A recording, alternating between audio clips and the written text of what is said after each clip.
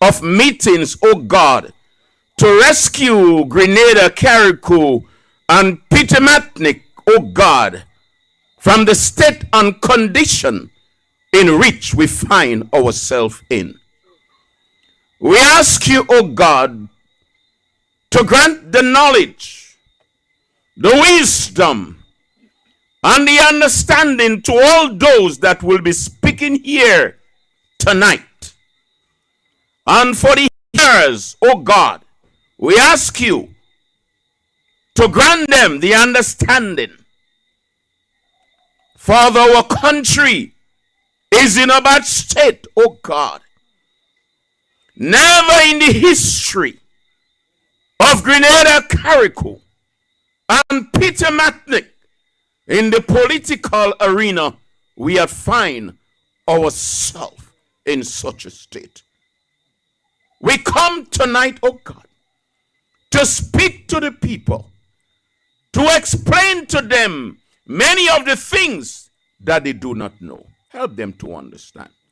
For those that is on the way, a master God to hasten a step as we ask all these mercies in Jesus' name. And may the people say, Amen. Amen. Thank you, sir. Amen again, and we thank you. We thank you, Pastor Luis, for acknowledging God's presence. And of course, we thank you, the people of Morne Longue, for being here. And those who are not yet here, we hope that they will get here pretty soon. As I've said before, we are doing a series of meetings, and this is your night tonight. And we have one of your community members, someone whom many of you would know, who would come to give welcome. But just before he does that, I want us all to remember another community member who only, I think it was yesterday, had a tragedy that took place here. It's Mr. Holas as well, yes?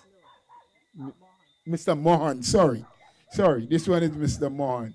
So may we all think about him, think about what has happened to him, and pray continuously that he will soon get the assistance that is needed so he can rebuild, he can recuperate, and he will be well again to act as a member of the community. Now we call on Brother Holas to come and give a little welcome to all of you who are here tonight. Thank you, Mr. Chairman, members of the head table. Our political leader is not as here as yet, but I want to acknowledge her. Brothers and sisters, my task is simple. I could just say welcome and give over the mic. But brothers and sisters, it takes me great pleasure to welcome back the new national party to this area, Morne Longue. Ladies and gentlemen, the NNP is not a fly-by-night party. NNP is a party of standard and excellence. Because, ladies and gentlemen, the development of Morne Longue is through the new national party.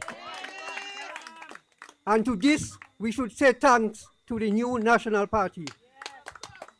Sisters and brothers, I recall in 1989, before 1989, this village was a Masanto village. No current around this area. Also no water, no road. Donkey cart we could have moved about here with. But it takes a government that with vision to bring infrastructure and development to every village in Grenada, not leaving out Morne Longue. And so we say a heartfelt thanks to the new National Party for what they have done to Grenada, Carriacou, and Petermatnick. It is indeed a government that needs praise. And so, brothers and sisters, I think in each village they had their share of development. And I think we should have a plaque of the leader of the new National Party then, the Honorable Dr. Kit Mitchell, because it was his drive to make sure that each village in Grenada, Carriacou, and Pitimatic developed with electricity, water, telephone, and everything that the children, you know, in my area of growing up, we didn't have no light as Masanto used to use. So our education, our development in education was very low, poor. But after 1989, brothers and sisters, ladies and gentlemen, we have seen a drive where the children of this village and also the other villages of Grenada, Carriacou, and Pitimatic has developed with their educational status.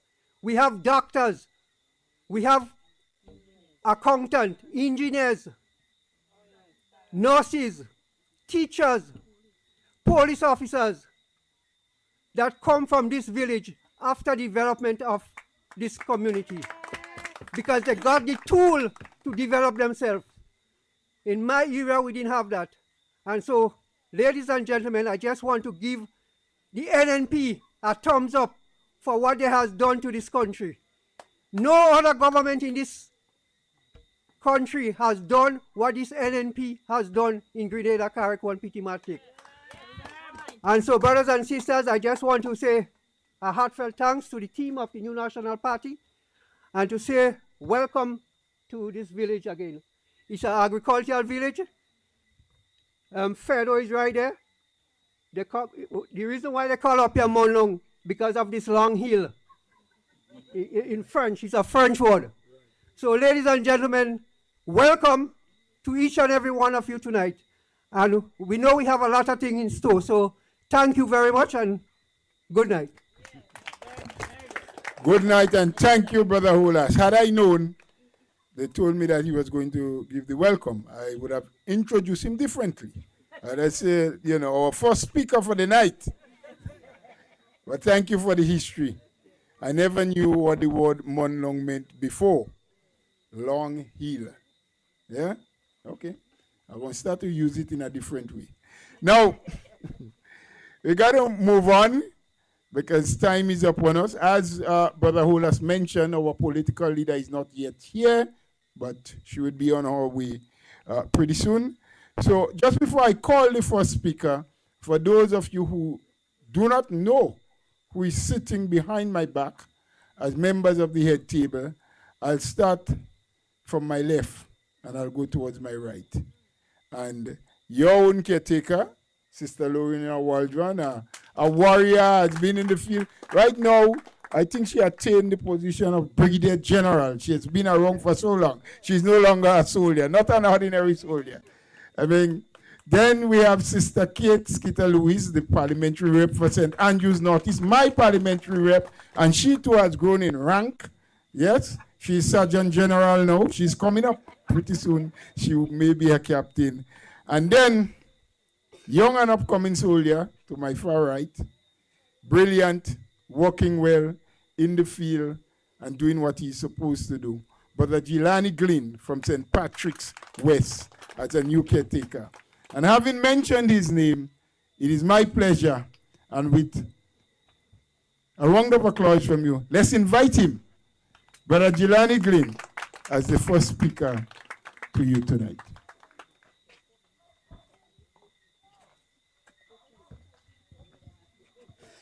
Thank you very much, Mr. Bola. And let me say a pleasant good night. Of course, recognizing our esteemed political leader who is on her way, Sister Emmeline Pierre, the Honorable Emmeline Pierre, our first female Prime Minister to be in waiting. And behind me, of course, we have the Honorable Sister Kate Skeeter-Lewis. Peters. We always forget to add a little handle, you know, when you get married and things. The ranks go up in truth.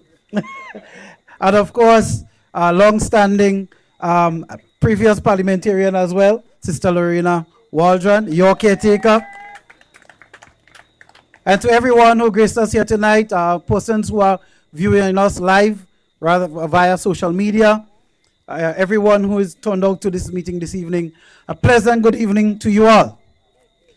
I want to bring you greetings from St. Patrick's West NNP constituency branch.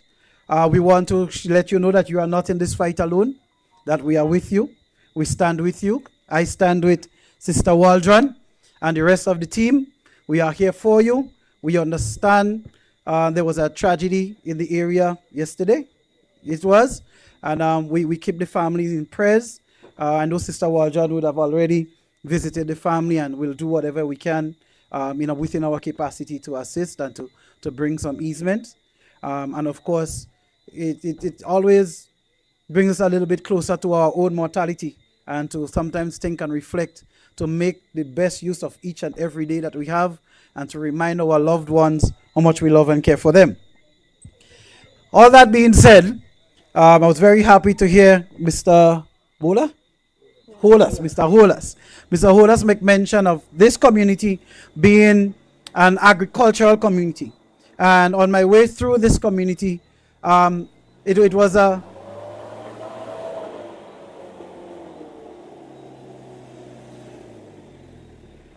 very good reminder for me, because it's been a while since I've been in this community, to really see the agriculture, what it looks like right now. And I must say that coming from an agricultural village myself being a farmer as well, I understand to a large extent the plight of what a lot of our farmers are going through, and what the agricultural industry is facing in Grenada here at this moment. And so I would just like to take a few minutes to chat with you a little bit about the state of agriculture here in Grenada. To start off, I want to share a little story with you. In my village of Chantimel, I know of a farmer after Hurricane Beryl. He had replanted all of his nutmegs over about 20 years ago after Hurricane Ivan. All of his nutmeg plantation was destroyed by Hurricane Ivan. And he was one of the brave farmers who took advantage of what the New National Party at that point in time had to offer in assistance to replant and to clean up and all of that. He took advantage of that opportunity, replanted and all of that. And I must say his nutmeg plot was looking real good. He's finally, you could see the nutmeg trees have gotten to mature production, full production. They were at the peak. And along came Hurricane Beryl and leveled everything again. And I recall that gentleman visiting his plantation, his plot, and God was with him, because he was so traumatized by what he saw. You know, he started staggering and drifting and stuff and couldn't believe his eyes. And, you know, it left me to wonder, you know, to this day, I've never heard of any sort of counseling or support in that area being offered to farmers who would have endured that type of experience. You know, it's not an easy thing to put your passion, your love, your effort, your energy, all of your time into your livelihood, and to turn up tomorrow and see it all taken away. It's not an easy thing. And that's why I could identify with that family, you know, whose the tree had destroyed. Today you have everything and tomorrow it's gone. You know, and because of that, it's easy for me to understand now why so many of our farmers are not returning to agriculture. Have you noticed? A lot of them have given up. But why? These are people who have farmed their entire lives. Why would they just turn their backs and give up? Right? It's because the lack of support. Can you imagine? $118 million within 2 weeks after Hurricane Beryl in CRIF money. You know, and I would like for you to give the New National Party a round of applause for taking the initiative to have that CRIF insurance. And you have that amount of money. It's not $118, you know. $118 million. And it took 6 to 9 months before our farmers could have even gotten some assistance. And to this day, up to last week, I was speaking to a farmer in my community. And he was asking me, could I intervene on his behalf? Could I find out when will he get his monies? Because he apparently it was announced in Parliament, and you could correct me, sister, if I'm wrong, that those farmers who didn't get their monies as yet, the checks were available in the Ministry of Finance. Yes. And upon going to the Ministry of Finance, following through the Agricultural Office, to this day, there is no check with that person's name on it. So a lot of our farmers are still going through that type of situation. And so it's no wonder, it's no surprise that they have given up hope. Because they feel alone, they feel abandoned, they feel that it is just them alone to face the investment, to face the resources, and all of that hard work all over again without any support. So, I always call on the government for more support for our farmers because they are feeling it. And Morne Longue is no different. It's no different. The story is the same wherever you go. Can you imagine what the farmers in Carriacou and Petit Martinique might be going through right now?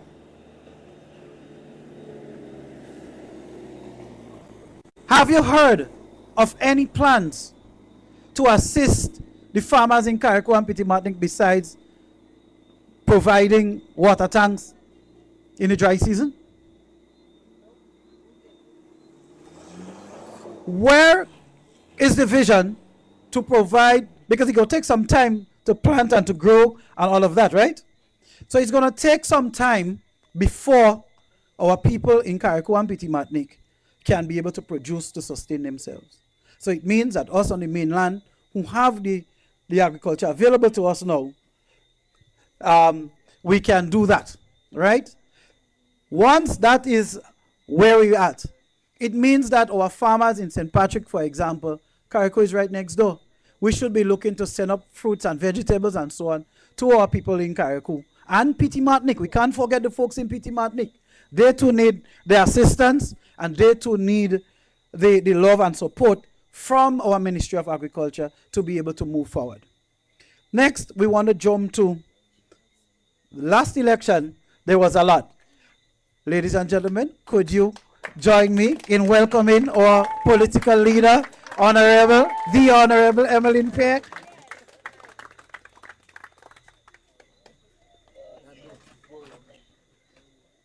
So following on to us, what I was saying. Last election, there's a lot of talk about good old cannabis. The good old cannabis, boy. That industry that had so much millions of dollars to offer our farmers who would want to get into that industry. 3 years later, I'm not even hearing about the committee that was put together. All I heard was people were resigning like crazy from that committee. We have not heard anything about moving forward in that industry. So while some farmers who have the land space and are enthused to get into that industry and start benefiting from the planting and growing and secondary industries and so on from that, to this day, that dreams and hopes is going up in smoke, whilst they continue to wait to earn a livelihood. Millions of dollars cannot be earned because, again, we have administration that is very good at making promises and selling grandiose ideas, but very poor at delivering for our people in Grenada, Carriacou, and Petit Martinique. That takes me to my final destination, market.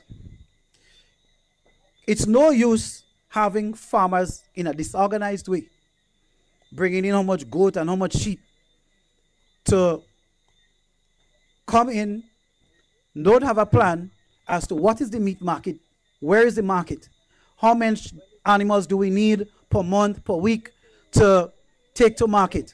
We don't have that type of data.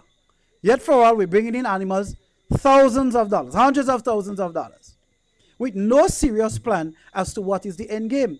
And that doesn't only go for animals, it goes for the crops as well. And that's why the MNIB was so important. The MNIB is responsible for ensuring that there is always a market for the farmers, whether those markets are in restaurants, supermarkets, hotels, or that we can export. Yes, that was the purpose of the Marketing and National Importing Board. What has this government done? No Marketing and National Importing Board.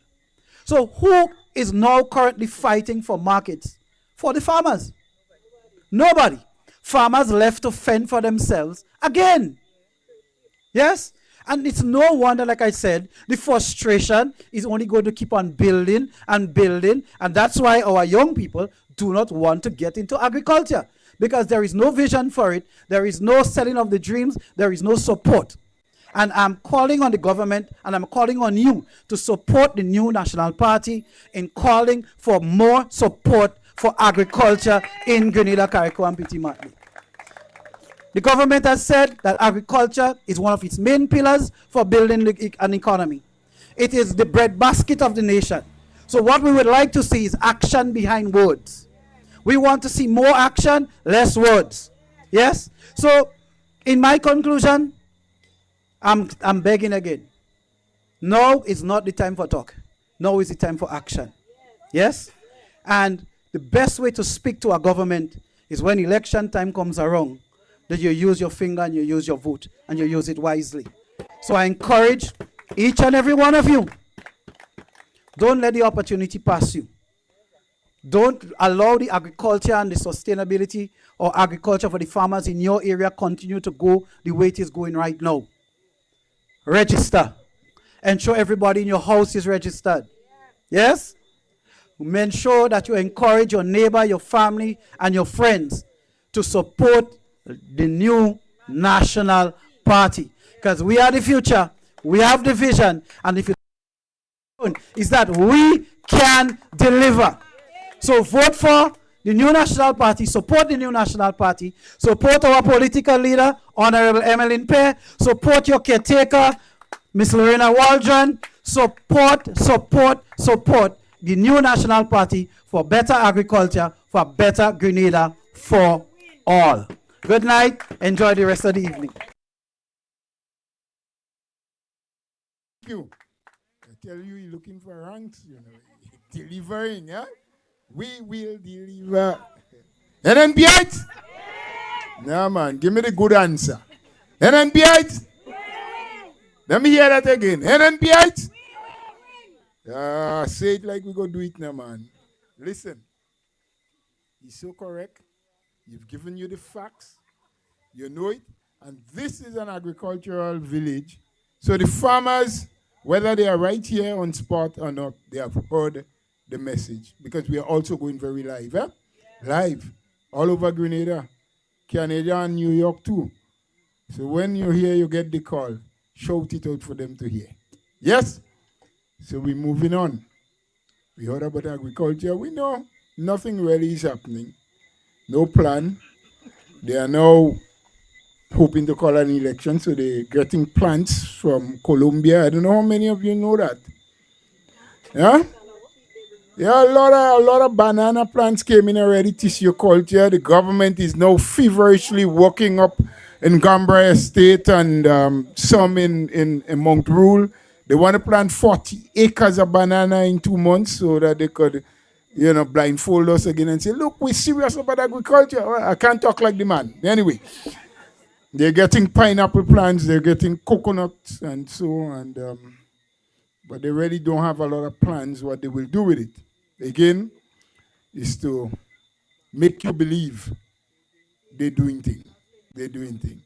And to tell you now, thing they're doing that they don't know how to do with our young people. And so I want to bring you your next speaker, a young lady who has grown by leaps and bounds that I personally am very proud of as my parliamentary rep. Yeah? Sister Kate Louis Peters. Please give her a hearty round of applause as she comes to speak to you. Thank you very much, Brother Bola, our GenSec, and of course my former parliamentary representative.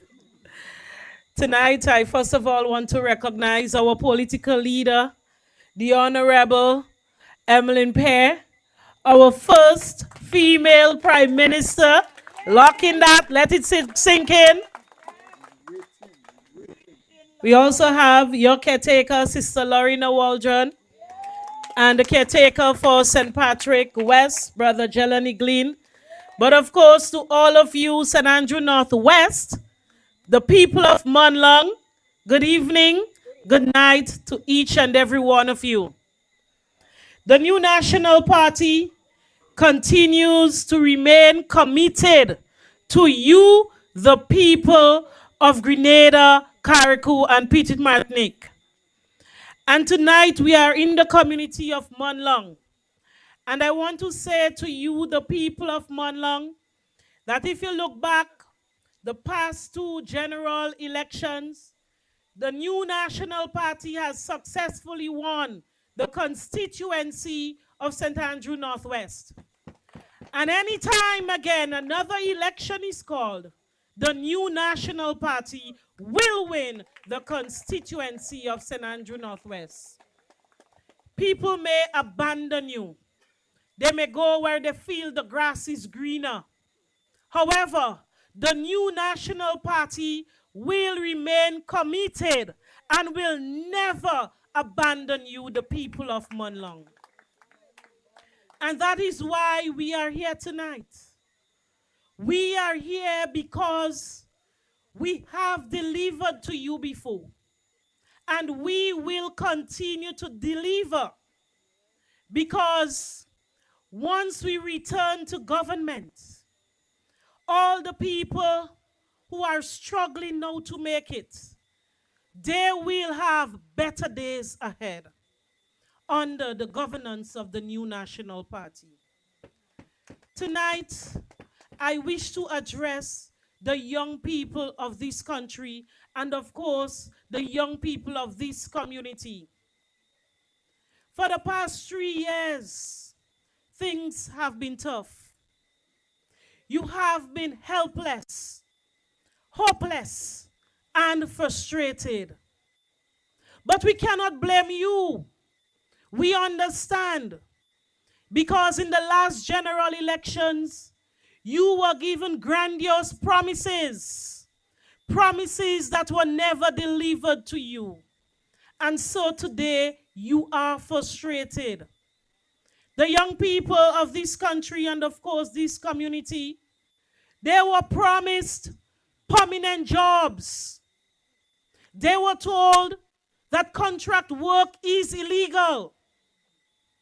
They were promised better and more sustainable opportunities, better programs, because those we were offering, they said it was not good enough. But look back and ask yourself this question today. Were those promises fulfilled to the young people of this country? Were these promises fulfilled? And that is why our young people are frustrated at this time. But I want to remind you, and we must never forget, that when the new National Party was in government, we catered to the needs of our young people. The young people were given top priority because we know, we understand, and we believe, we still believe, that the young people are the future of this country. Let us look back at some of the programs that we provided for our young people, giving them serious opportunities that today they are thriving in whatever sector they are in. The much talked about New Imani program. We always acknowledge that there were some challenges, but this program gave thousands of young people the opportunity at a better future. We must never forget that some people who started off without any hope, they did not have any academic qualification. They were not trained in any particular skill. But the New Imani program gave them an opportunity to improve their academic skills, to develop new skills at the CVQ and NVQ level, Yes, these things happened under the new National Party's administration when we were in government. The young people, some of them started off at very menial jobs. Today they are managers in business places, given to them through the new Imani program. And we say, yes, there are many challenges. But when we think about the thousands of young people who benefit greatly from this program, we are proud of what we have done for the young people because of the new Imani program. Thousands of young people benefited. 3 years have gone. And as if they just awakened from a slumber, as if they just realized that they have young people in this country, they came up with some program with a name called Elevate.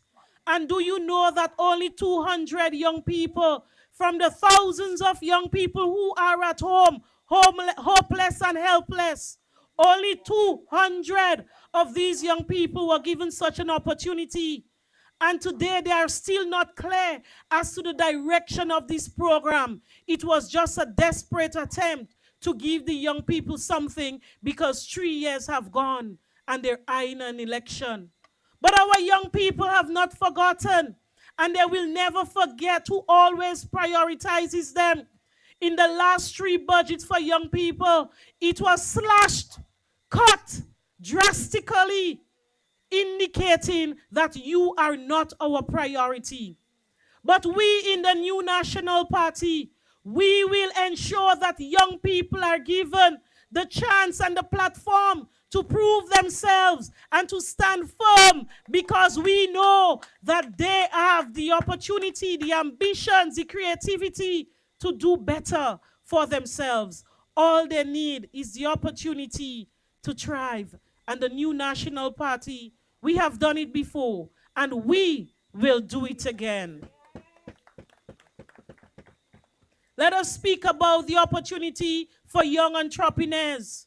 We created a Youth Biz Center, one in St. Mark. We developed one in partnership with the GIDC in Simone, catering for the people of St. Andrew. And of course, the ministry was used as a hub for those in St. George.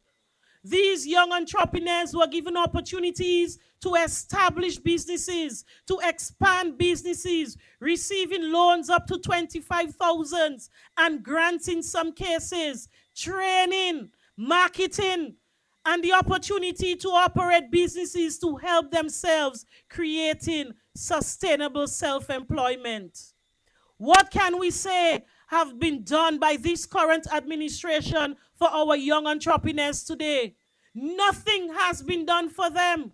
Well, if something was done, we would have heard about it, because they are very good at boasting and bragging and creating optics on social media. But we didn't see anything for our young entrepreneurs.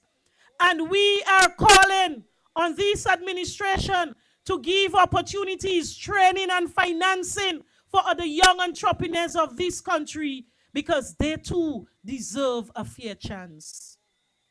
What about all the people who voted for permanent jobs and they are now home permanently? We cannot accept these things for our young people, and we are standing against this. We are standing against it. Think about the challenges they are faced as a result. The mental health challenges. Our young people are frustrated. Imagine you were in an environment, waking up every day. You had somewhere to go, to look forward to, providing a service, helping someone, a young baby in a daycare, or maybe another business place. And they said to you, the business place cannot take you, go home. Can you imagine the mental state of this young individual? Many of them are home at this time. And they are said it's okay because they're getting paid. It is not okay, because that is not how we use our taxpayers' dollars. We have to do better than that. You criticize a program, you promise them better. So bring better or get out. Because the new National Party is ready to rescue and to provide real opportunities. Sustainable opportunities for our young people. We did it before, and we will do it again. So I say to our young people, don't give up hope. Don't give up, because the rescue team is here. The new National Party is here, and we will be back to rescue you.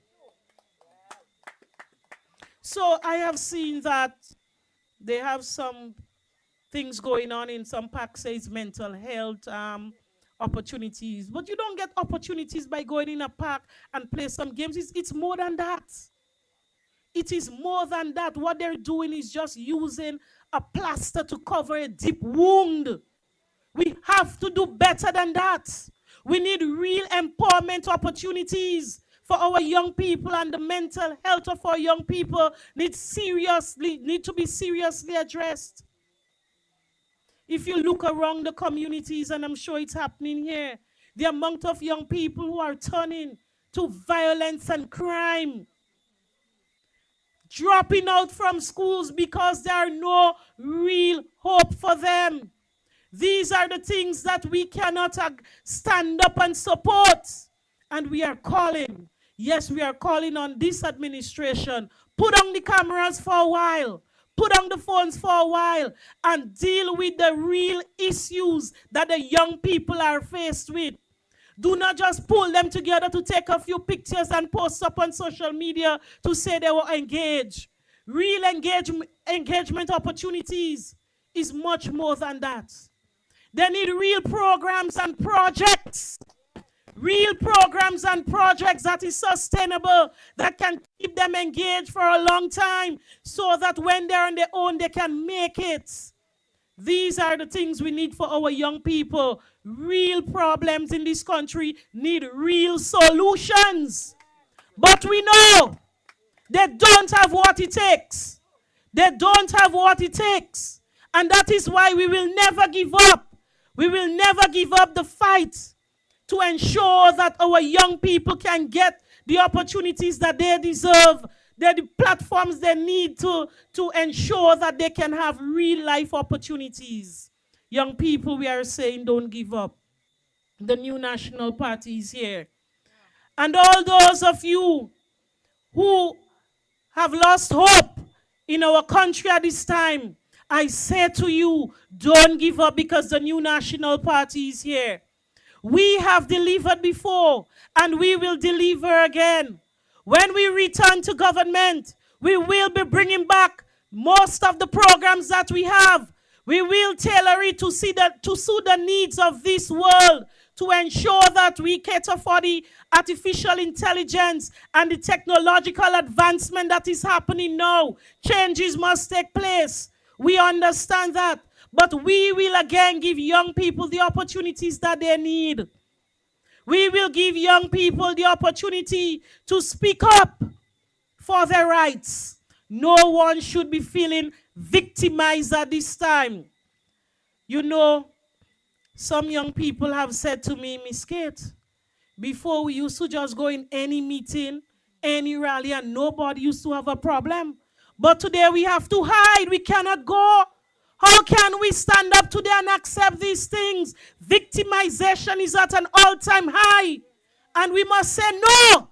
No to victimization for our people in this country. We have rights and we have freedom. And we should be able to associate with a party that is the best choice for our country. You can victimize them today, and they will never forget what you did to them. But young people, I say to you, don't give up.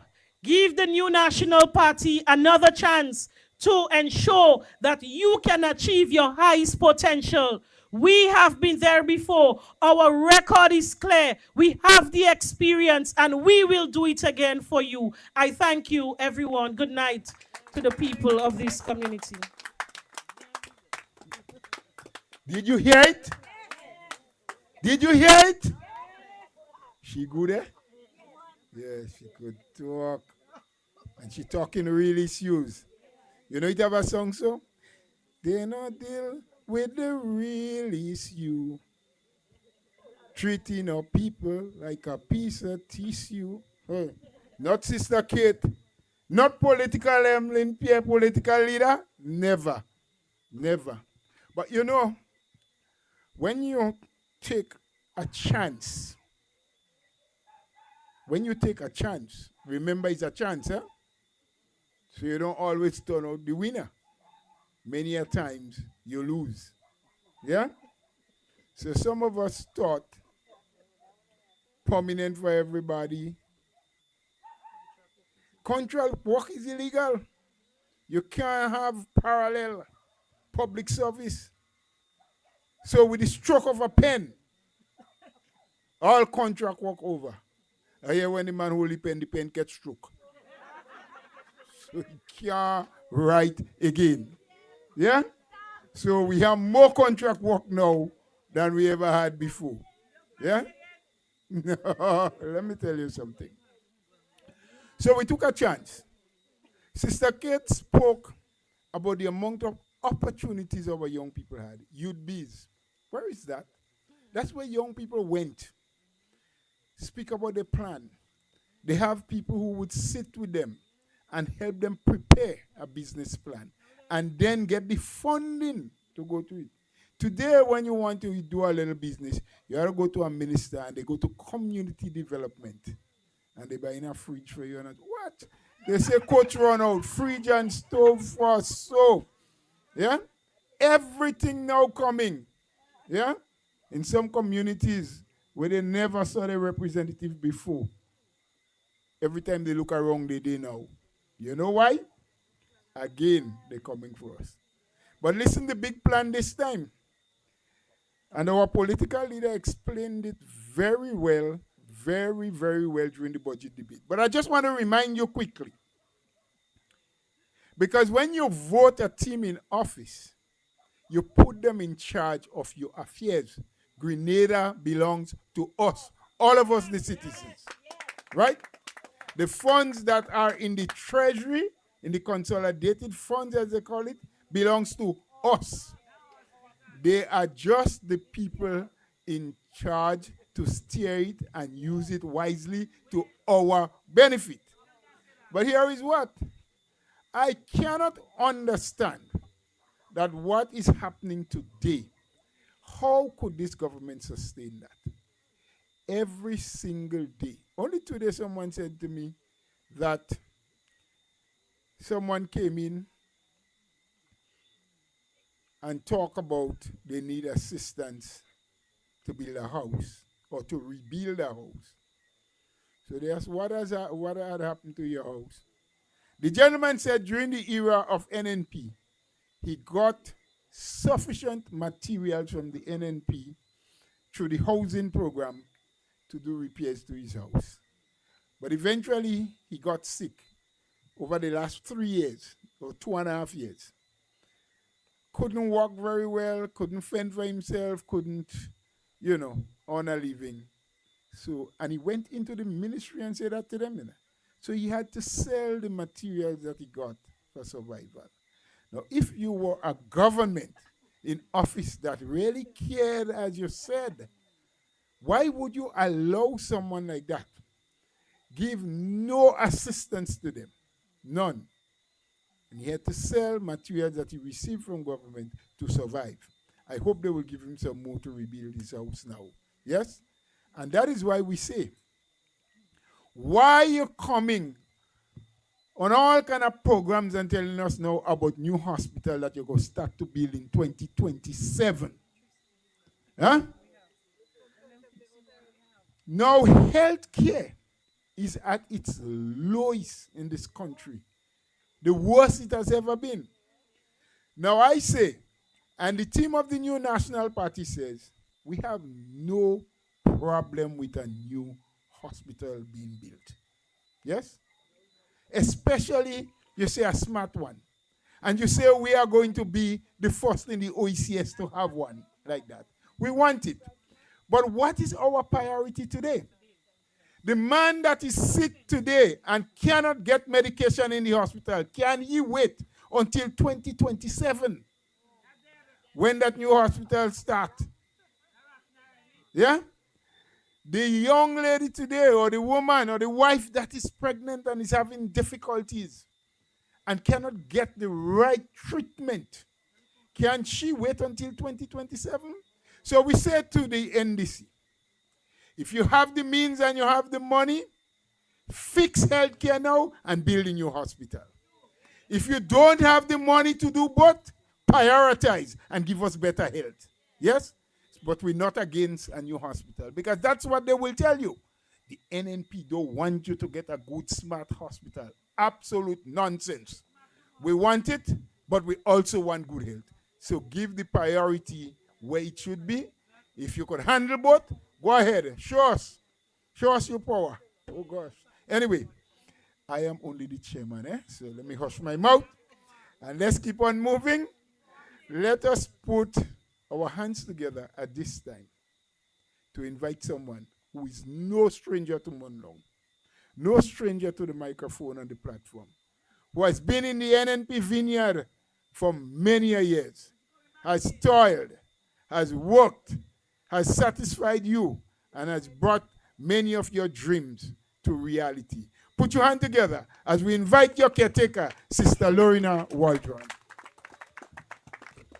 Thank you. Thank you very much, Brother Bola, our General Secretary, and one of the best chairman of the new National Party. Let us give him a round of applause. To our distinguished political leader, Honorable Sister Emmeline Pierre.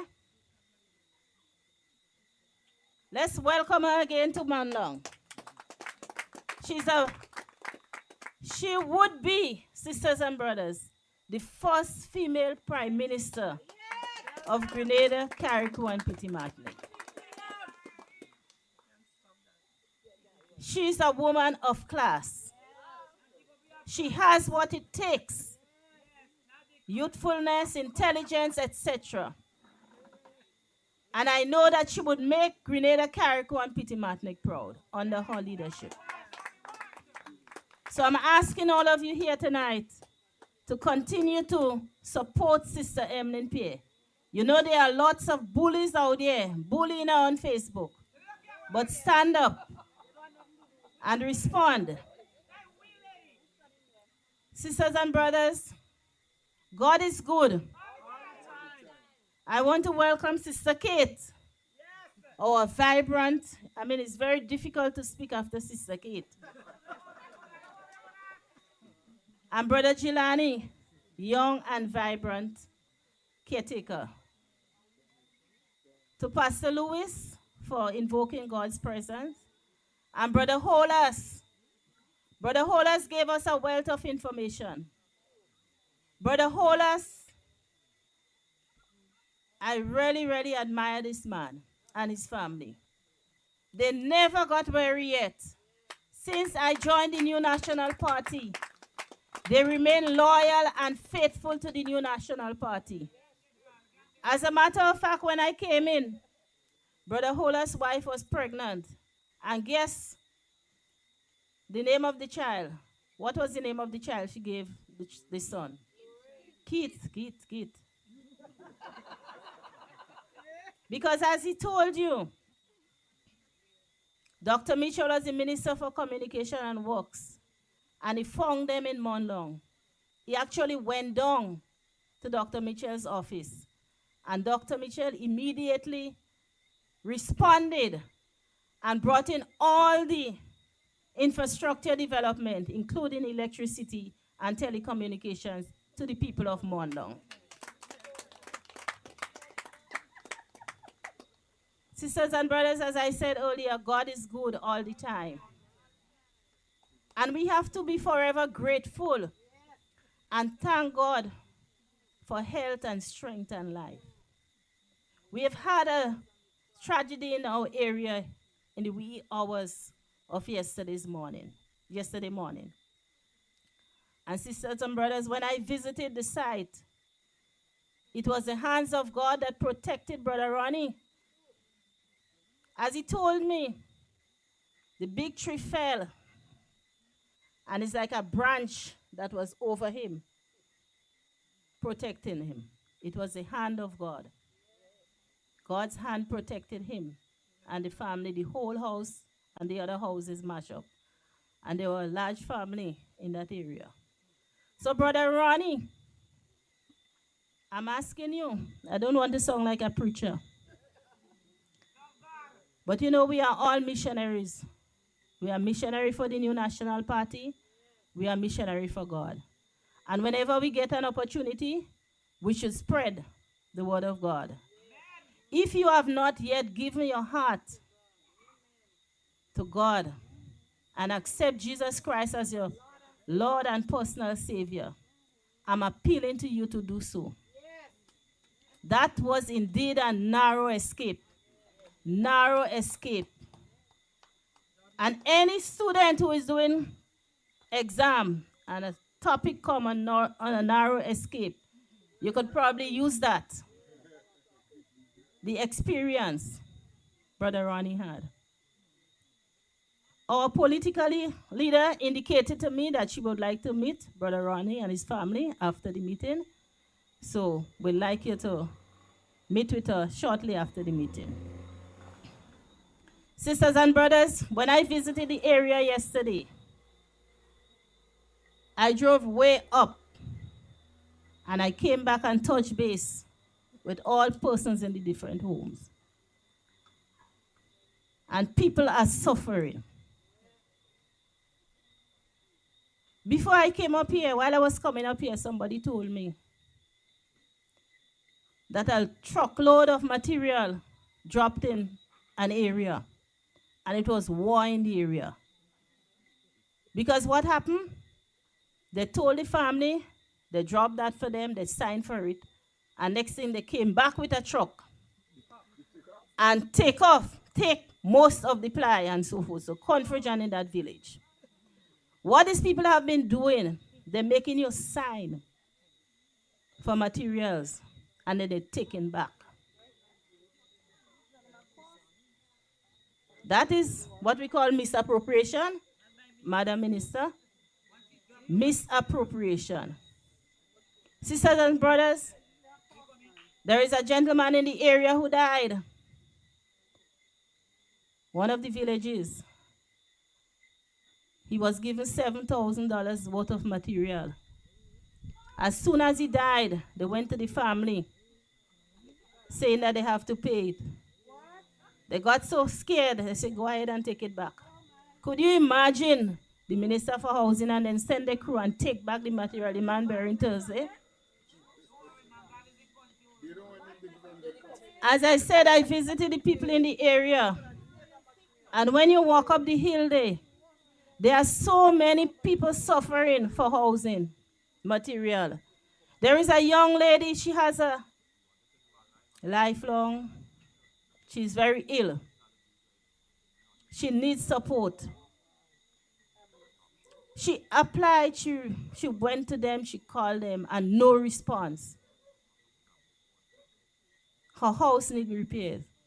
But you take in material and give. And as a matter of fact, the Minister for Housing went in a specific area and trying to interfere with persons in the area, claiming that I can't talk like Gilani. But hear me now, she said, I come to look for land to build houses for my people. Tell me something, you have people who need repairs. You have a family up there. It's difficult. That big tree fell on the people's houses, and I pray that they respond. Although she put it on Facebook, she didn't come up to now, neither number 10. And sisters and brothers, because since burial passed, a big tree fell on a family home in Paraclete, and up to now, no response. But they're looking for land. They're looking for land to build house for the people. At least they're following the leader. He said, look for your people and do things for them. But as Brother Bola said, the resources belong to all of us. And we must demand that they give us. Go to them. Even if you have to beg or you have to stoop, go and get it. It belongs to you. Sisters and brothers, You have loads of concern in the area. Most of you driving up to Morne Longue. You see the big trees. I pray that they cut down all the big trees coming up on the main road. The bridge is in a sorry state. I don't know how number 10 come and goes down in the hole down there and one come up here. And they're passing on that bridge whole time and don't even attempting to fix the bridge. I spoke about the lady in Beauregard, another massive tree. She has been asking them over and over to cut down that tree. I'm appealing to them to do that almost immediately. Although I've requested from someone from Grand Lake, and he told me yesterday morning that they are going to address it. I pray that they would do it immediately, because we approach the rainy season, and the weather condition is very, very bad. It's threatening. So we ought to really address those immediate concerns. Sisters and brothers, Brother Gilani talked about the farmers, and they are not given any incentive to plant or to cultivate their lands. But the farmers in Maribo who are willing and ready to cultivate their land, you may have heard we talk about it over and over. They took off the water purposely because they claim that the man is an NNP. Sisters and brothers, a couple of weeks ago, I went to a harvest in Mount St. Ovens, and I felt this person's hand around me. As I turned around, I can't talk like the man, like Brother Gilani. But he said, Sister Waljan, ease me up now. Ease me up. I said, what do you mean, ease you up? I said, when you ease up the people in Maribo, then I would ease you up. He said, okay, I promise you. I promise you that I would address it. Up to now, he didn't respond. But mind you, sisters and brothers, you see that young lady who is our parliamentary representative? She is a bully. I said I wouldn't talk about her. And I told the gentleman, don't allow that woman to bully you. She's pressuring the NNPIs in Northwest St. Andrews. Just imagine another young lady in the area, because she said when we had the meeting scheduled for them that we didn't come to listen to you. We come to listen to Miss Waldron, and they walked out and came across by us. Just imagine the last day in April, working day in April, she received a letter not to come back to work on the agricultural station. She worked for 9 years there. Could you imagine, sisters and brothers? Without $1 in compensation? Victimization because she's an NNP. No compensation. So much is going on. So much is going on. As Sister Kate said, our young people, they love to jump up behind NNP. But they are afraid. Letters have been served upon them. Don't associate with the NNP. Huh? They could, because a lot of them are scared. I mean, you have to protect your little bread and butter. You know? So a lot of hardship, a lot of difficulty. Sisters and brothers, I can go on and on, but I was told I will only have about 10 to 15 minutes. But people are suffering. We need to stick together. We need to expose them. And we need to work hard to ensure that the new national party is victorious in the upcoming election. You know, it has some Facebook bullies, some bullies on Facebook. A lady was trying to challenge me all last night and today to say that NNP hasn't done anything for the past 30 years. What? She shut up because she tried arguing with me. And I told her, I tried to be nice. She came back again. She said, well, let us be real. And say what NNP did. I say, it's either you're deaf, you're dumb, or something like that, or you can't see. But I know the blind could see what NNP did over the years. Over the years, I started with her because I know the time was limited here. But sisters and brothers, as Brother Hola said, infrastructural development, the whole development of our education system. I'm going back because I'm a foundation. I remember the days, sisters and brothers, we were in that old building on Lucas Street. Sisters and brothers, it was the new National Party who secured all the necessary funding to ensure that our people, our students, have the opportunity. We secured millions and millions of dollars. We built a new Ministry of Education. We built Wester Hall Secondary School. We had, in those days, one typewriter, manual typewriter, Sister Pierre, and a semi-automatic typewriter in the Ministry of Education. Sisters and brothers, we got computer labs, we got everything. And we reformed the education system. Loads of schools, all our schools were expanded because it was our vision to ensure that every boy and girl get that opportunity to enter a secondary school. So we embark on a massive expansion program, rebuilding, renovation, etc. So that alone is to show that NNP focus on the development of our people.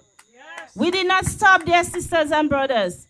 I remember the days, as Sister Kate would talk about the Imani, when young people were graduating from schools, and they were bantering with the elderly ones on the road for a little 10 days on the road. That was the only experience. I think, Sister Kate, you got the experience too. Yes. 10 days walk for you before she got a job. And loads of young people were getting little 10 days. Because why? When they apply for a job, they used to say you don't have the experience. So the new National Party developed the Imani program, and Sister Kate and them expanded on it when they came in. So that was something of the past. And we provided that opportunity for those young persons. Many of them got profession. They became professionals. They got permanent jobs. Hundreds and thousands of them. We did not stop there, sisters and brothers. We engaged all our ambassadors throughout the world. And the doors were open for all our young people. And you know, it saddens me when I see that I came to certain villages and talked to young people, and they got that opportunity. And to sit down and see the same people saying NNP did nothing. They became engineers, they became doctors. I mean, there is one I'm so disappointed with. He went to Western State University. And he came back now talking about NNP didn't do nothing. So sisters and brothers, we focus a lot on the development of our young people. Education-wise, social services, healthcare, women's affairs, our women like it was nothing going on, social network, the elderly one are taken care of. We introduced the care of the elderly. We introduced the roving caregivers program, and so many other programs to help ease the burden of our citizens. So sisters and brothers, I say this for the person who was attacking me on Facebook. I told her I'll give her a little bit. But much more to come. Sister Kate gave a wealth of information, and I know our political leader would have more to say. Brother Bola gave some, Brother Dilani. So my lady, you are attacking me. I think you get a mouthful tonight. So sisters and brothers, again, we have a lot of work to do. NNPIs, we have a lot of work to do. We need to ensure and identify everybody on the voters list. Make sure you assist us in getting all our young persons registered. Yes, and let us team up work together as an NNP party, as an NNP family, and ensure that any time election calls, that NNP would be victorious again once more in Northwest St. Andrews. Thank you very much.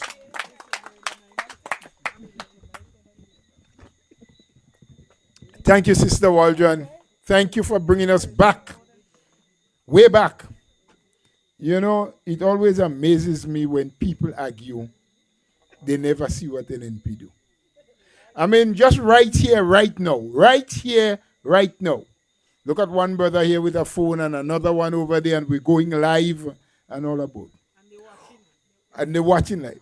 Who liberalized the telecommunication market in Grenada? Yeah? Who brought the fiber optic cable so that we can expand our internet reach and its ability to spread? I mean, do you remember the days when you had to make an overseas call? Well, even before I talk about that,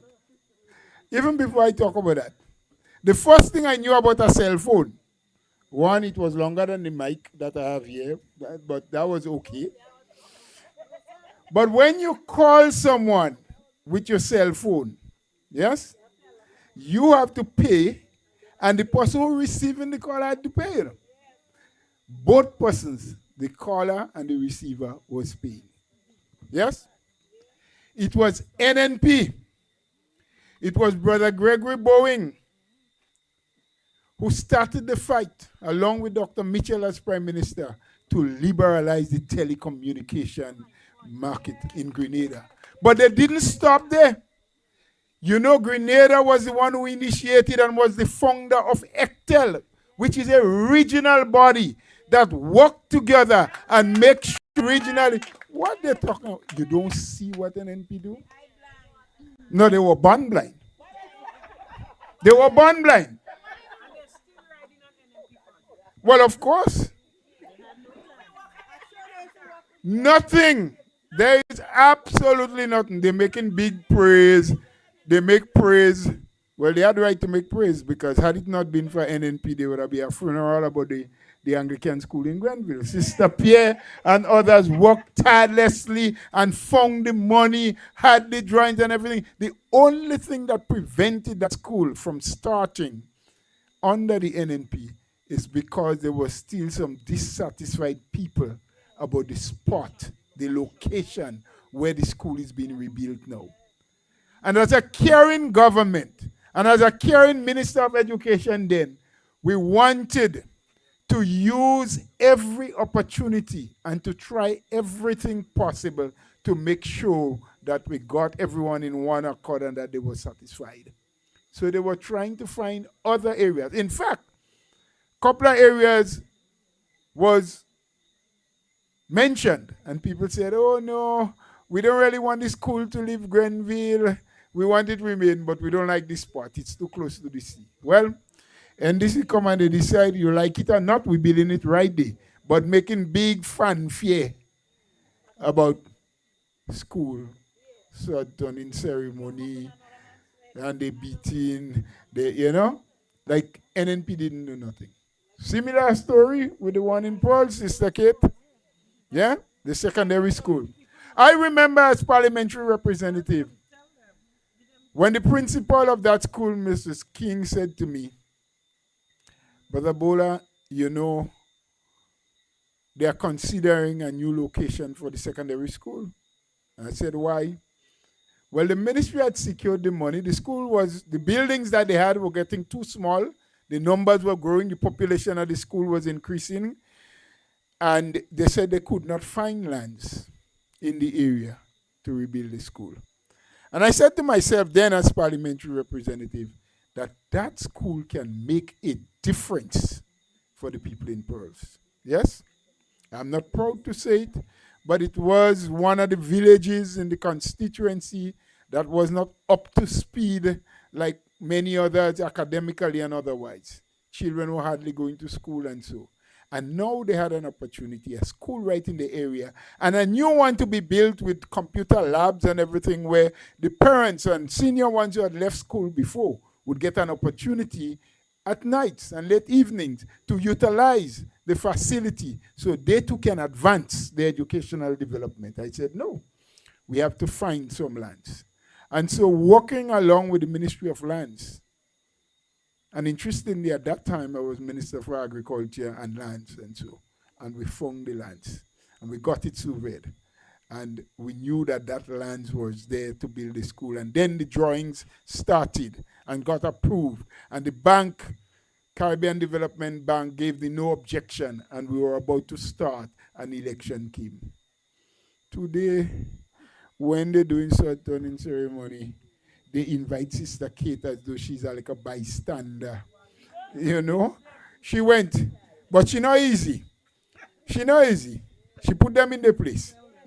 She tell them who she is, and who other people is, and who should be where, and who should say what. Anyway, we'll leave that for next time, because we're moving on.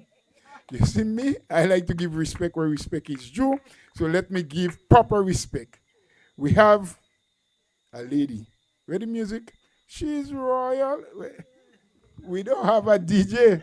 And if I start to sing tonight, I know I'll go on the party. So you see me, I will leave the singing for a Sunday evening. Yes? Let's recognize in our midst a royal lady. Someone whom I have known and got to know a little over 20 years now when she got into the politics. And I've always admired her. And I've always quietly looked at how she organized, how she did her work with diligence, how strategic she was in everything that she do. Even when she makes a point in a meeting, I can see her with her pen and her paper, and she keep writing, and she's scratching, and she's writing. She's deliberating. How should I say it? How best can I bring the message across? Well, today, happy am I to invite our political leader and a former constituent of mine in St. Andrews Northeast, Sister Honorable Emmeline Pierre, daughter of the soil, because I think she came from just the village over there. All right. She's going to talk to you tonight on some issues. Oh, Thank just you. Before you start, political leader, apparently there's a vehicle blocking. Tell me if you could see that number. PZ176. I think they're blocking. I suspect you're blocking someone and they need to move urgently. Let me take the opportunity tonight to recognize Brother Bola, our General Secretary, and our chairperson for tonight's activity. My colleagues on the platform, my sister Kate Lewis Peters, Honorable Member of Parliament, former Member of Parliament, Sister Lorena Waldron, and caretaker for St. Patrick West, Brother Jelani Glean, all of the executive members and stalwarts of St. Andrew Northwest, all of the fighters, and those who are never taking off their boots. I want to recognize you tonight. Yes, of course. To the villagers of Morne Longue, of course, I don't think this is news. I grew up in a village very close to here, and Morne Longue was like the backyard of Birch Grove, right there. As you look over, Morne Longue is right there. And so when I went to school at the Birch Grove IRC school, many of the students at that school, many of my friends came from this very village. And so there's always something that I feel very close. When I think of Birch Grove, I think of Morne Longue. It's like brothers and sisters. So it's really a pleasure for me to be here tonight. And I want to recognize all of you who are here and those who are viewing online, Grenada, Carriacou, and Petit Martinique. Good night to everybody. Tonight I want to start by saying to Brother Ronnie, I think Sister Waldron captured it so very well, spiritually and socially. I want to just say, Brother Ronnie, we understand the circumstances. We are with you, you and your family, and you were born for a reason that you are still here. God has protected you, and you are here for a purpose. And so, as a party, we empathize with you in your circumstances, and if there's anything that we can do, of course, we would be more than happy to do this for you as a brother of this community. Brothers and sisters, I want to say tonight, the New National Party has been working extremely hard preparing for the next general elections. And for some of you, you may think constitutionally that this election is going to be in 2027. I say to you tonight, I don't sleep in the same house as the Prime Minister of this country, but I can tell you one thing, election will be far before 2027. And as a party, I want to say tonight, whenever it is called, the New National Party will be ready to rescue the people of Grenada, Carriacou, and Petite Martinique. We will be ready again to bring service to the people of this country, to be the servants of our people. And you know, there's a little song in school, anything you do, I can do better. Well, tonight we say to the people of this country, whatever we did before, we're not comparing ourselves with anybody now. Whatever we did before, we are prepared to do it even better. And that is our commitment to the people of this country. Brothers and sisters, tonight, as I've said before, our country is at a crossroad. And tonight we empathize with the people of Morne Longue. We empathize with the people of Grenada, Carriacou, and Petite Martinique. And for those who attempt to give the impression that everything is okay, tonight I want to say this. We are not living in the sky. We are living right here on the ground with the people. And that is why tonight I say, as a party, we empathize with the people because we feel what they feel. We know what they feel. We experience what they feel. So when we speak about cost of living, it is not because we have an issue with the government. It's nothing about the government. It's about the people of this country and what they're going through. So there are some people who are having steak for dinner right now.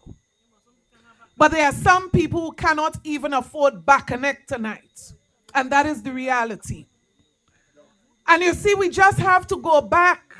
A couple years ago, many of you would remember, and I think I said that recently, a former NDC minister, when people cried out about the price of baconet, he said at the time that baconet is for dogs. Well, I say to you tonight, you go to the shop and ask what is the price of a pound of baconet. Ask what is the price of a pound of turkey. Ask what is the price of basic food. And many people would tell you what they were comfortably able to buy in 2022, they have to pass it straight today. And that is why the people who speak out, they are not speaking out because of Dickon Mitchell, Honorable Dickon Mitchell, and others. They are speaking out because they feel the pain and the pinch of the cost of living in this country. So you ask yourself tonight, are we better off today when we go to the groceries than we were in 2022? Some people would tell you you're making joke if you try to say we are. Only today, a businessman showed me a specific item. And when we checked the cost of what that item was in 2022, tonight, this item is $10 more $10 more. And I'll tell you what is happening. The average family out there find it difficult to go to the groceries and shop end the month for the next month. People who used to go to the supermarket month end and shop for the next month, they would tell you almost every day they send into the shop, half pound of this, quarter pound of that, because they are unable to survive in these times. And so when we speak about cost of living, some people are very quick to establish that cost of living is high everywhere. Well, I'm not living everywhere. I'm living in Grenada. And you know what is happening in many places? In many places, government understand that in our case, for example, where we are suffering from imported inflation, meaning that there are some things you don't have a choice because you would have imported the cost. Brothers and sisters, many governments understand that they have to do something to protect their people and to cushion the effects of the rising cost of living. Brothers and sisters, when I look at what is happening in this country, it's either this administration is so disconnected that they don't know what is happening or they don't care what is happening with many of our people. Brothers and sisters, too many of our families are finding it too difficult to make ends meet on a daily basis. And you see, if our government was sensitive to the mother with 6 children, and I know some of them right now saying, well, who'd ask her to have 6 children? That's the insensitivity that I'm talking about. That is the insensitivity. Because they will tell you her children is not the prime minister's children. But you see, people want a government that care about people. People want a government that look out for the interests of people. And guess what? That same woman was the same woman when they were campaigning that they said to her, everything is going to be all right. We would take care of you. You would get a permanent job. Your children would get scholarship. That's the same woman. Today they ask her, who asked you to have 6 children? But I say tonight that there's a day that's coming that they're going to remember this woman with the 6 children who they refused to assist for 3 years after promising and promising and promising what they would do. A day is coming when that woman would be remembered. Brothers and sisters, I have absolutely no problem. I absolutely support increase of the minimum wage. No problem. As a matter of fact, if you cut me open, you would realize that I even think it should be higher. I have no problem even if it's increased. But you see, when you're making policy changes and decisions of this magnitude, I'm saying do it. But you have to conduct sufficient assessment to understand the implications and to take certain actions as a result. So you know what is happening now. Many persons who were employed in 2022 are losing their jobs because their employers are unable to continue to keep them. That is a fact. So we support minimum wage, but we are asking, what is the support for small businesses that cannot afford to keep their workers at an increased cost? And these people are pressured to pay the increase. No problem with the increase. But what is the support system, especially for our small businesses? Brothers and sisters, you know what some businesses are doing, not just sending some of their workers home to be able to meet the additional cost. Nobody cares about that in government.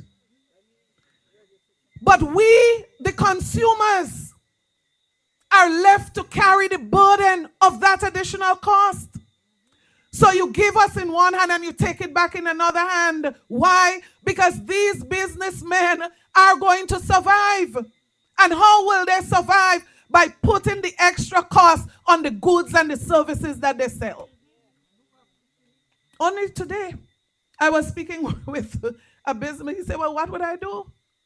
I don't want to send home the cashier, but to be able to keep her, I have to add on to the cost of some goods on the shelf to be able to keep her.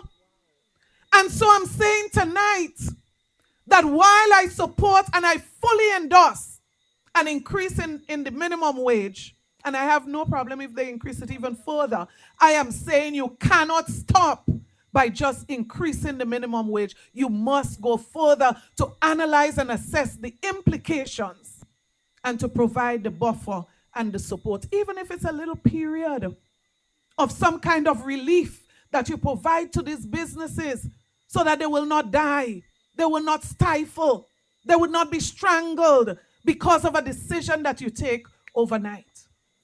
Brothers and sisters, the struggle out there is real. And I could be selfish, Brother Bola, I could be selfish and say, well, it is turning out to be a kind of positive for the NNP, you know. Because there are businessmen out there who have never supported NNP. Never supported NNP. And some of these businessmen are coming forward saying one single thing. I don't want to be a member of NNP. But it is my wish and my desire, whatever I can do. Because under NNP, my business is always doing better. So next election, I'm voting for my business. I'm not voting for NNP, I'm voting for my business. And this is the harsh reality, brothers and sisters. This administration makes some decisions, and you sometimes wonder if they think through the decision sufficiently that those decisions do not come back to haunt people. You see, if it haunting them is no problem, but it coming back to haunt certain people within the society, ordinary poor people in so many instances. So let me just use a simple example. You say to parents that you want to make the school feeding program better. Policy. You remove the $1 that they were paying. Some people had no problem paying $1. I've been a teacher. I've been in the system. I've been the minister for education, and I know of parents who say, based on what you are feeding my child, it's against my conscience to send $1. Some people send $5. Some people send fruits and vegetables. Some people get barrel and they send ketchup and whatever, because they realize what their child was getting was worth far more than $1. No problem. Take off the $1.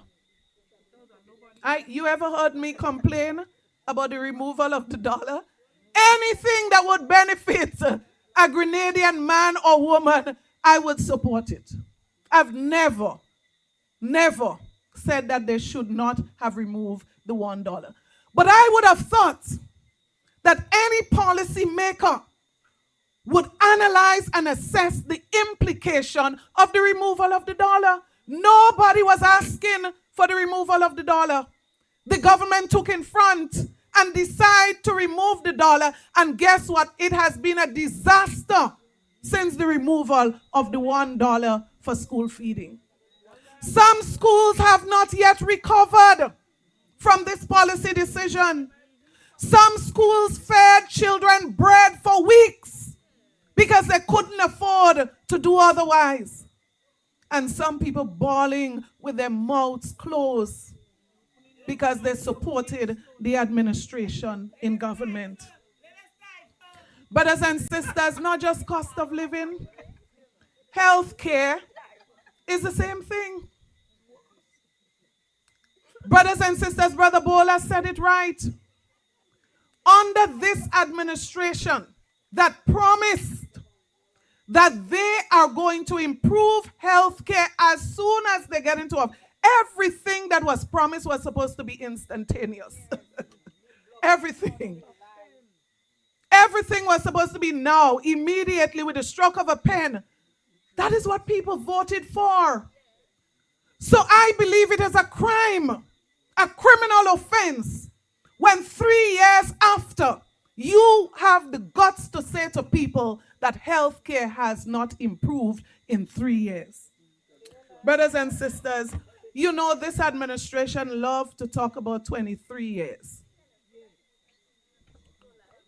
23 years you were there, you didn't do this. 23 years you were there, you didn't do that.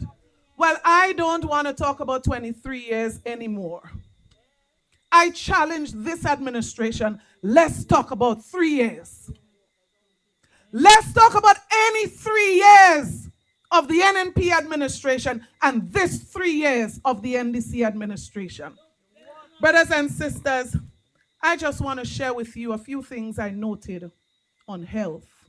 Not in 23 years, but in 3 years. And you can then understand why the Minister for Health admitted that health care in 2025 is worse than it was in 2022. Brothers and sisters, it was the period of COVID-19. A period of immense pressure and challenges. You know, I pray to God that we do not have a serious national disaster under this administration. I mean, natural disaster, I'm not talking. And I'm very serious about this because I know what we had to deal with COVID. And this is not a joke. I'm very serious. I'm very serious. When I look at how NDC dealt with Hurricane Beryl, I say, God, we cannot afford anything worse than Beryl in this country. And God must have been on our side to restrict the damages of Hurricane Beryl just to one location of the country. He must have been with us. Could you imagine if this was Grenada, Carriacou, and Petit Matnik? Brothers and sisters, during the COVID period, within 3 years, the new National Party administration established a dialysis center. We modernized the General Hospital, expanding facilities, adding state-of-the-art CT scanners. In a pandemic, within 3 years, modern equipment at the General Hospital. Brothers and sisters, during 3 years, within 3 years, our administration built a new wing at the General Hospital, the new emergency department. We constructed a polyclinic, state-of-the-art in Guave. You know, some people were here recently and they said, oh my God, I can't believe you have such a facility so underutilized. Not my words, I haven't been there. Brothers and sisters, we improve pharmaceutical supplies in this country and bringing down the cost. Nowadays, people cannot afford to buy basic medication. Ask people who buy high blood pressure medication every month, people who buy medication monthly for diabetes, you ask them what was the cost in 2022 and what is the cost in 2025. We laid the groundwork, brothers and sisters, and the foundation for the introduction of NHI, ensuring that every single citizen of this country would have had access to basic medical services and supplies without having to take out $1 from their pockets. Brothers and sisters, all of that within 3 years. And that is why I say to you, 3 years is sufficient time. If we could have done this within a 3-year period, brothers and sisters, the bulk of this achievement was done within 3 years, and we are asking why we are seeing a decline in the state of healthcare in this country. But not if it's just cost of living healthcare. Every single thing, agriculture, you ask farmers right here in Morne Longue, are you better off today than you were in 2022? Nobody will tell you they're better off, except they're a public relation officer for the current government. Brothers and sisters, every single area of challenges we are seeing in so many areas. the concern of lack of achievement of this administration. And you know what?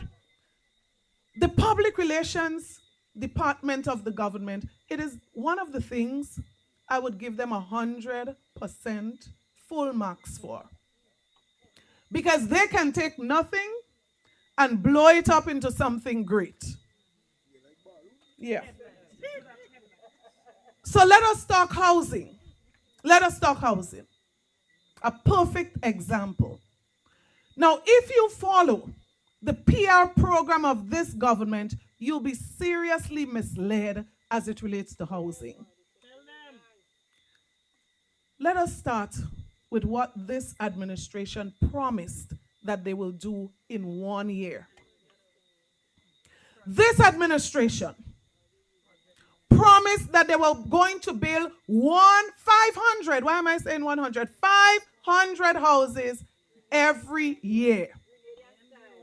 Now, right now we should be about 1,500, right? But let us just be lenient. And let us just go back to year 1. Let us ask them to show us what they did in year 3 that they were supposed to do in year 1. In other words, we're saying, we don't want the whole 1,500 in the 3. Just give us 500. And then you would realize that is pure mama guy. Big joke. When you look at all of these drawings, 3D drawings and picture here and picture there. Real joke. Because you go back to any page of any minister and count those houses one by one and tell me how much you get. And look carefully at the landmark and you're going to see how many times the same house is posted over and over and over because we are supposed to be fools in this country. I am saying to this administration, go back to your promise. Because you see what? Let me tell you why. This government must be held accountable. Because it's not that you just promised 500. You had more than the means to do it. You got $118 million because of the decision and the policy and the action of the NNP administration through the CRIF program. On top of that, you took the CBI program and you raised over $1 billion. And on top of that, you boasted that you found over $500 million in the treasury. That is why I cannot commend this administration for the work it has done in housing. It is a disrespect to the people of Grenada, Carriacou, and Petit Martinique to boast about a few houses when you committed to 1,500 and you had all the resources necessary to get it done. Brothers and sisters, with all that is happening in our country, I want to say to you, do not be distracted. Be vigilant. Be focused. Be vigilant and be focused. Because you see, this administration, they want to call a general elections. And I said it a few weeks ago. There's a reason that they want to call the general elections. They want to use the current system that is on life support. The system that is crashing ever so often. That is what they want to use. Because that's the system that have the CBI registrants. That's the system that have the people from the diaspora that were brought down to register. So they want to use that system. Brothers and sisters, we are extremely concerned about some of the signs that we are seeing of desperation. Now, I cannot understand, it beats me, I cannot understand why this administration is using persons to encourage persons who receive citizenship through an investment program to register to vote in this country. I cannot understand it. The law is so clear. But apart from the law, your moral conscience must be telling you otherwise.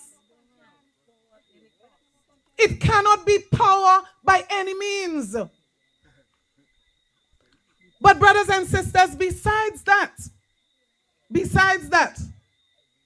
we are saying we cannot understand why this administration abandoned the process to get a new registration system through sole sourcing because of the urgency and the need to protect our democracy. This administration is dragging their feet on this process. And I know for a fact they are doing so deliberately. They have a plan. They have an intention. But the people of this country, I believe, they have a plan too. Amen. And they have a bigger plan. They have a bigger plan than the plan of the National Democratic Congress. So I say to us, let us remain focused and vigilant. Tonight I want to say to you, I've told you before that I wrote to the Governor General as it relates to the participation of a registration officer in open political activities. Tonight I wish to say to you that I received response, that the matter was investigated. I have seen the report of the officer in question. I've seen the report of the supervisor of elections. Brothers and sisters, I have seen the action, the written note of the action and intention of the supervisor of elections and the Governor General. An action which says that they are going to do two things. One, to put a note of discipline in her file, and two, to warn her of her behavior. Brothers and sisters, tonight I say to us, the new National Party will not accept this level of discipline for such a grave offense against the people of this country. And so I've written to the Governor General asking that this letter and this decision be reconsidered. Brothers and sisters, just in Trinidad, in the recent build-up to the election, an officer was seen in a similar position and was removed. Because you cannot have someone who is so biased presiding over an initiative, an activity, a process that is supposed to be so fair and transparent and without any bias. Brothers and sisters, we are not going to accept this. We are not going to accept this because we would not be comfortable with any results or any decision that is taken in Carriacou as it relates to the elections with this individual presiding over it. I say tonight, I await the final response on this matter. Brothers and sisters, as I close,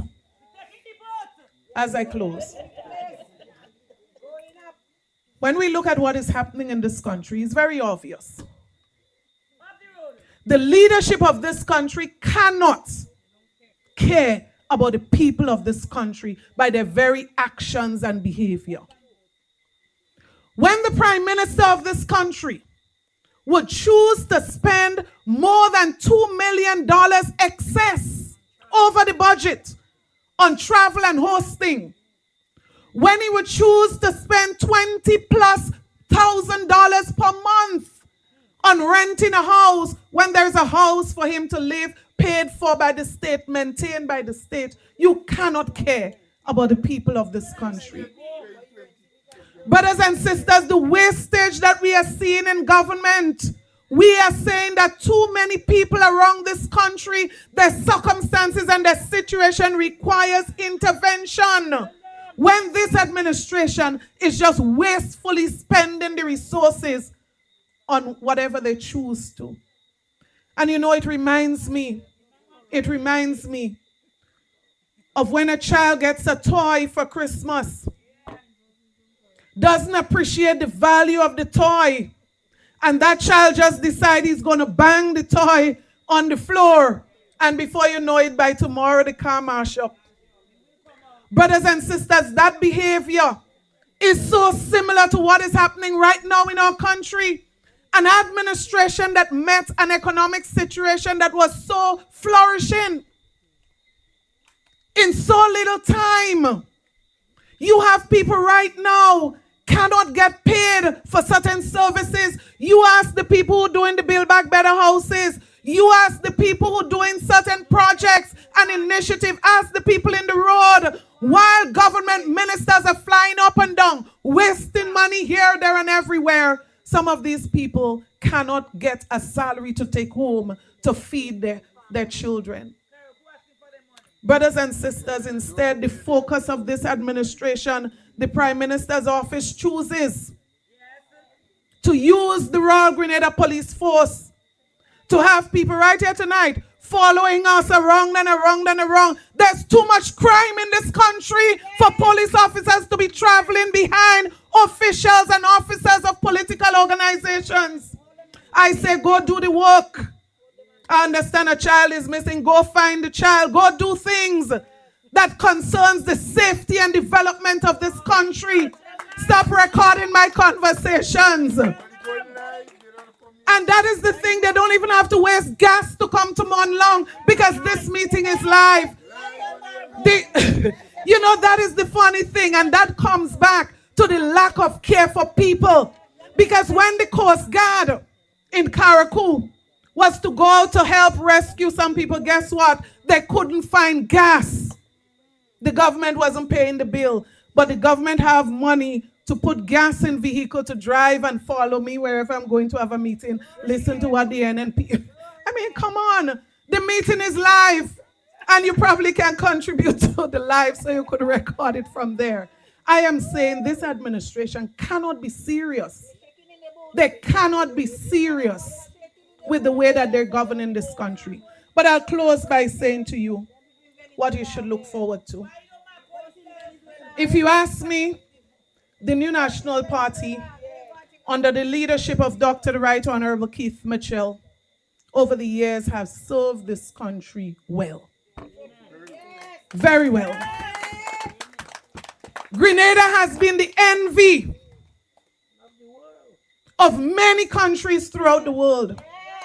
And when you call Grenada in some places, they're proud of the achievements of this country, economically and otherwise.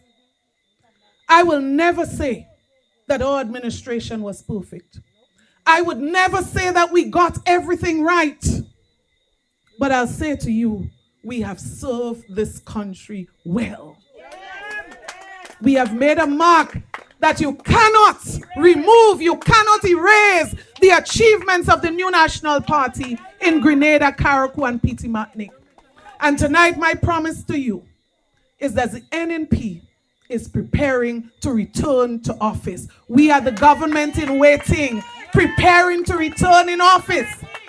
And so whether it is the cost of living, we are committed to reducing the cost of living and providing support for the people who are affected by rising cost of living. Brothers and sisters, whether it's healthcare, quality healthcare, affordable healthcare, access to healthcare, we are returning to office to ensure that we provide quality healthcare to our people. I say tonight, whether it's agriculture, farmers can look forward, sustainable, stable circumstances to ensure growth in the agriculture sector, support for farmers, food security. I say in closing, final words, whatever we've done before, whatever we've done before, Grenada, I'm saying to you tonight that we are prepared to do it even better, to bring greater hope, to bring greater services and opportunities to the people of Grenada, Carriacou, and Petit Martinique. May God bless you tonight as you support the NNP. May God bless you tonight as you get registered and do what you have to do to be part of the victory for the New National Party. God bless you. Thank you. Thank you, political leader. Morne Longue, you heard it. NNP. NNP. Between me and you. I'll find a song in a little week. Let me come down a little closer. NNP. Yes, that sounds better. Maybe my ears that wasn't well. We want to thank all of you for turning out. We are happy that we were able to come back to Morne Longue. We will be here again as we go to our homes now. I wish you safety. I hope that you get there safe. Morne Longue people are not to go far. It's a small village, it's right there. The one or two who came to give support, get home safely. May God continue to bless you. And you continue to do your part. You heard your promise from your political leader, but you must do your part. Get registered. Make sure that your children are, your neighbors are. Make sure your name appears on the list. And also, the names that are not supposed to be on the list, help canvass so we can get them removed so we can have free and fair election. You go get your ham for Christmas. Take care. Get home safe. We want to thank the gentleman who gave us permission to use his premises and for providing us with lighting facilities and everything. As we end, we say good night. Good night to everyone. Good night to Morne Longue. Good night to NNP. Good night to Grenada, Carriacou, and Petit Martin. Thank you.